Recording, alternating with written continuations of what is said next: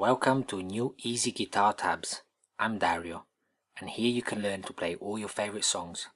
Every line is a string, and each number represents a fret to hold on the string shown.